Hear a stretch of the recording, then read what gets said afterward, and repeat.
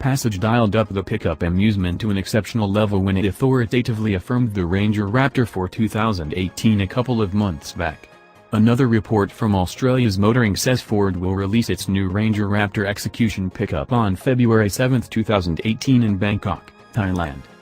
Half a month after declaration of the Ford Ranger Raptor, Ford Philippines Managing Director Bertrand Lessard reported market arrival of the 2019 Ford Ranger Raptor for late 2018 to mid-2019.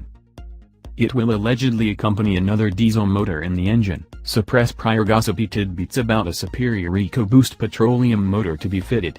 It is likely that Ford will fit a variety of their new 2.0-liter EcoBlue created in the UK, which is fit for more than 200 PS and more than 400 Nm of torque. The new motor will supplant the 2.2 liters EST 422 Puma arrangement Durate torqued C motor which was presented in 2005. The Ranger Raptor is likewise being reputed to highlight a back multi-connect curl spring suspension setup from its PPV subsidiary, the Everest. This is probably going to give the level of execution requested from a Raptor-marked truck.